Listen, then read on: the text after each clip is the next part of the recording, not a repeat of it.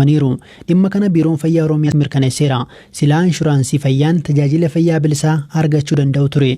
Yaadataa Biraanuu gabaasa qaba. Dr. Qananiisaa Laayyoon haakima hospitaala riiferaalaa yuunivarsiitii Naqamteeti.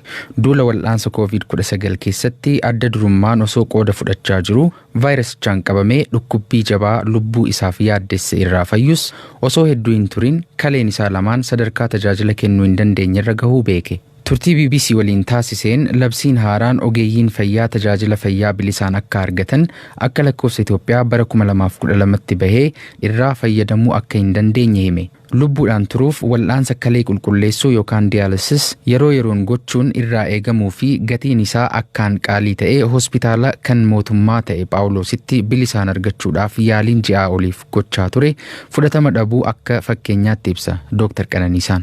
Wanti baay'ee si gaddisiisu kalee miiccachuun baay'ee dirqama yeroo ta'e sanatti akka tola miicciifamuu heeyyamsiisuuf ji'a tokko ol deddeebine ta'uu sinnaan dhuunfaatti deemne. Fulbaana darbees dhibeen kalee sadarkaa dhumaa isa qabuun erga beekamee booda ji'oota afuriif Finfinnee keessatti yaalamaa akka turee fi baasiin wal'aansa fayyaa isaa ammoo akka muuxannoo biyyoota kaanitti bilisa ta'uun osoo irra jiru gargaarsa uummataa gaafachuus dirqamuu isaa hima. Boodas kaleen obboleessa isaa ulaagaa wal'aansa kalee bakka buusuu guutuu isaatiin baasii birrii miliyoona 1.2 ta'uun deeggarsa uummatarraa argameen biyya Tarkiitti ji'oota 3 wal'aanamaa erga ture booda biyyatti deebi'ee jira. Jalqaba irratti gatiin kalee dhaabsisuu kuni kan walii galame hospitaala wajjin $25,000 jechuun akka yeroo sanaatti akka qarshii biyya Itoophiyaatti miliyoona 1 jechuudha. Gaafa nuti deemnee achi gallu immoo naannaa miliyoona 1.2-3 kan akkasii ta'e doolaara dabala waan tureef jechuudha. Dabalataanis immoo asitti yeroon kalee miiccisaa ture. Vaayirasiin ta'uu gosa C kan jedhamu yookiin immoo hepatitis C vaayirasii kan jedhamu tokko naqabe innillee yaaliin isaa ta'uu waan qabuuf kalee dhaabsisuu dura inni barbaachisaa kan ji'a 2 qofti naannaa 6,680 waan akkasii isaallee fudhachuun dirqama waan tureef achitti fudhattee ji'a 2 erga xumuree booda gara yaalii kalee dhaabsisuutti darbamee jechuudha. Ogeeyyiin fayyaa Itoophiyaa keessa jiran waggoota 2 oliif sirna fayyaa biyyattii wayyeessuu keessatti faayidaalee bu'uuraa isaaniif guutamuu malan irra deddeebiin mootummaa gaafachaa turan. Gaaffilee hedduu dhiyeessan keessaa tokko inshuraansii fayyaa kan wal'aansa fayyaa bilisaa ofii fi maatii isaaniitiif kennamudha. Gaaffiin kun qaama mootummaan fudhatama argatee labsiin kana hayyamu bahee magaalaa Finfinnee fi naannolee biyyattii garaagaraa keessatti hojiirra oolus Oromiyaa keessatti akka lakkoofsa Itoophiyaa bara 2012 keessa dhaabbileen fayyaa yeroodhaaf bajeta mataa isaaniirraa ogeeyyii fayyaa isaanii akka yaalchisan qajeelfamni bahee ture. Akka lakkoofsa Itoophiyaa bara 2013 ammoo mootummaan bajeta kanaaf oolu addatti ramaduuf waadaa galee ture. Pireezidaantii Waldaa Haakimoota Oromiyaa kan ta'an Dr. Jiilchaa Dirribii waggoota 2 darban fooyya'insa sirna fayyaa biyyattii keessa ta'uun irra jiruu fi faayidaa ogeeyyiin fayyaa argachuu malan ilaalchisee gaaffilee hedduu dhiyeessaa akka turan BBC'tti himanii jiru. Kanuma hordofee mootummaan ogeeyyii fayyaa fi maatiin isaanii bilisaan wal'aansa fayyaa akka argatan qajeelfama baasus qajeelfamni kun magaalaa Bishooftuun alatti Oromiyaa keessatti guutummaatti hojiirra oolaa hin jiru jedhan. Egaa hospitaalonni baay'een isaanii hundayyuu jechuun ni danda'ama. Edda kana arganii booddee ukkaamsanii uma kaa'anii hamman beekutti egaa kana hojiirra kan oolchee hospitaala Bishooftuu qofadha. 2012 booddee immoo mootummaan bajeta ni qabata. Yaa jedhu malee egaa bajetni qabamuu isaas quba hin qabnu hamma ammaatti namni kana fayyadamaati jirus hin jiru.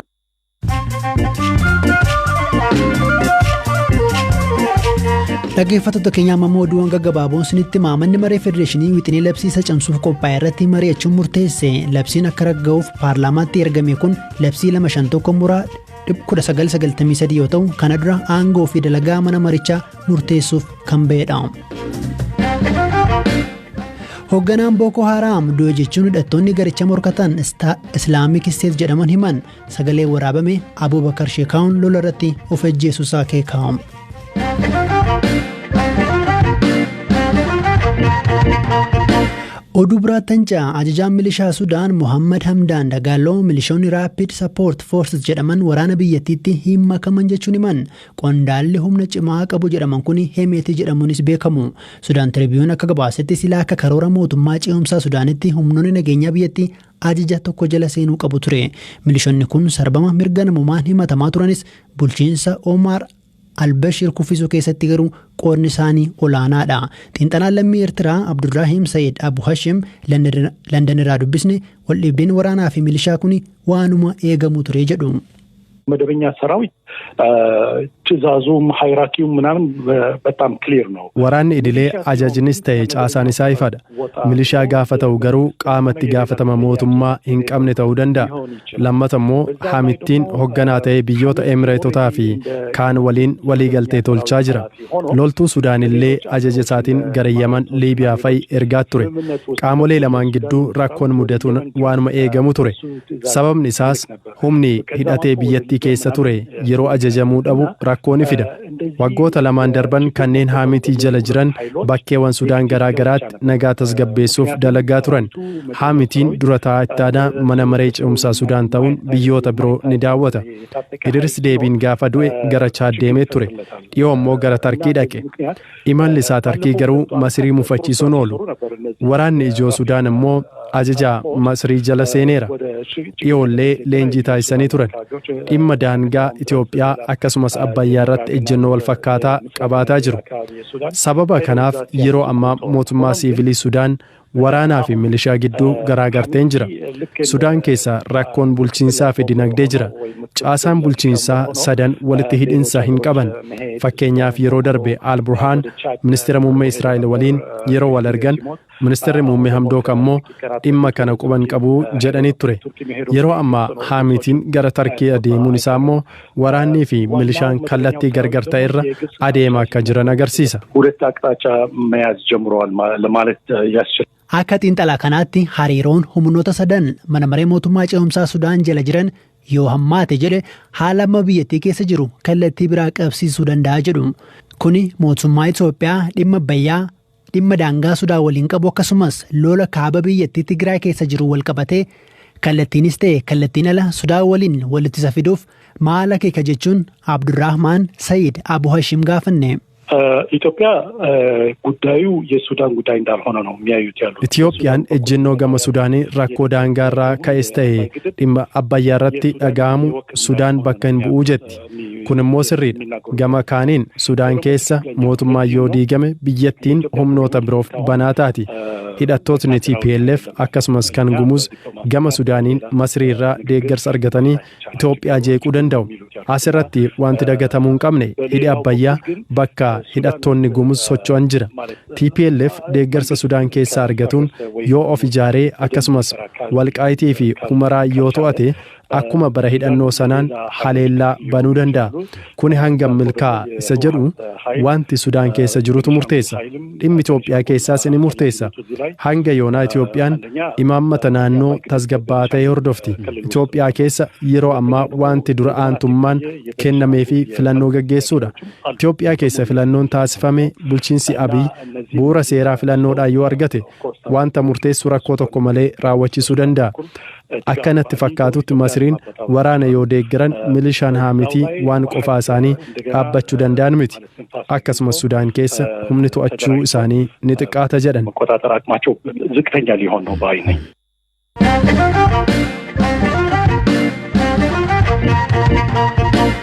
Godina Shawaa Lixaanaa Dandii magaalaa Ginciitti shamarreen Seenaa Raggaasa jedhamtu ajjeefamuu maatii fi qondaalli mootummaa BBC'tti himaniiru. Ajjechaan kun dheengadda jechuun sanbata xiqqaa galgala raawwate. Haa ta'u malee abbaa ajjechaa raawwate irratti yaadonni garaagaraa ka'aa jiru. Obboleessi shamarree mana puulii taphachiisti jedhamtee kana BBC'n dubbisee obbo Leenjisaa Raggaasaa ajjechaan eenyuun akka raawwate hin beekamu jechuun himan. Akka yoonaa wanta beekne hin qabnu. Ajjechaan ishii kan raawwatame gaafa sanbata xiqqaa galgala gara sa'aatii tokkootti obboleettii ishee guyyaa tokkotti magaalaa jedhamti. Sadi ta'anii gara manaa galanii magaalaa Gincii jiraatu manuma keessa jiraatan balbala mana keessa jiraatan irratti namni uffata gurraacha uffatee duuba dhufeetoo rasaasa lamaan ishee dha'ee jechuudha. Olonkomii immoo maatiitu jira. Haadhiif abbaan olonkomii jiru. isaan biraa deemtee gara mana hojii keessa taa'anitti galaa jirtu balbala duwwaa irratti rukutamte. Amma waa'ee sababbii isaa wanti beektan jira jechuun wanti shakkitan jira maali wanti beektan hanga ammaatti waa'ee namoota lamaan kunneenii? Wanti tokkollee hin jiru nuti wanni shakkine bu'aa biyya booda jalqabnaa jechuudha dhimma qo'annatti. Mootummaa hoggaa gaafanne warra bosona jirantu ajjeesan jedhu qaama sanii hoggaa gaafanne warra mootummaa ajjeesan jedhu kanaafuu adda baafachuu hin dandeenye keenyatuma laallagannee jira. Ajjechaa dubartii kanaa miidiyaa hawaasummaa gubbaa kan barreessan kanneen hidhattootatti dhiyeenya qaban dabalatee poolisiin ajjeesu dubbatu. Gama kaaniin immoo kanneen qaamni ajjeese hin beekamu jedhanis jiru. Dhimma kana kan gaafanne itti gaafatamaan kominikeeshinii aanaa Dandii obbo Biyyasaa Hirkoo wanti mootummaatu ajjeese jedhu olola sobaatii jedhu.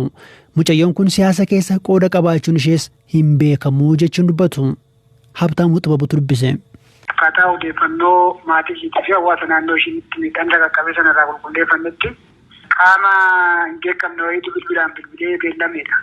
Achi mucaan kun kan isheen itti rukutamte iddoo itti jedhamu kana miti dhugaa dubbachuuf taanaan amma mana dhaatii baatee qaama mootummaatiin akka miidhaan kun irra qaqqabe wanti jedhu kun olola sobaati. Kun diigumsa biyyaati malee amma dhugaadhaan waan hin taane isinitti ragaa hin taane isin dhaabdu.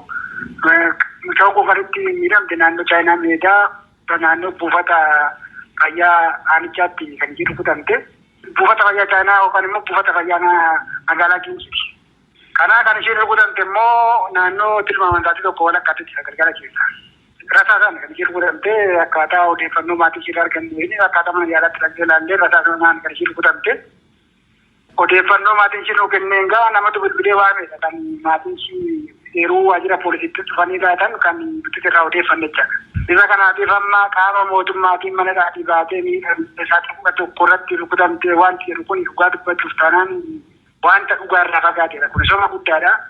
Namni waan kana immoo qabatamaa dhugaasa barbaadu yoo wanticha qulqulleeffachuu barbaade hawaasicha keessatti iddoo miidhaan sun itti raawwatetti dhufee qulqulleessuun ni danda'ama jechaadha. Kanaaf wantichi qaama mootummaatiin wanti jedhu kun soba guddaa ta'uudhaaf kan sidii odeessuu danda'u jechaadha. Mee namni shakkamee to'annoo jala oolee jiraa? Amma ammaatti hin jiru poolisiin itti deemaa jira qorachaa jira. Ishee bichaa miti qaamni biraallee qaamni ji'a sadii kanaan dura miidhamee amma ammaatti waan irra qaqqabu danda'amee itti rakkachaa jirutu jira jechaadha. Mucoo kana bichaa miti.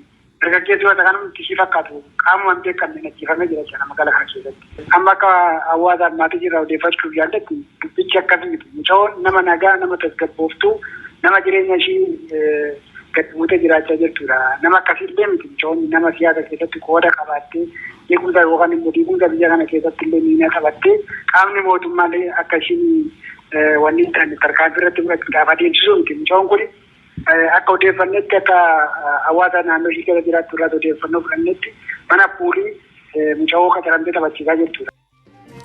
Dhaggeeffattoota keenya sagantaan BBC Afaan Oromoo wiixata galgalaa xumurameera kan isiniif dhiyeesse ammayyuu ittaanaadha kan isiniif qopheesse yaadataa biraanuudha.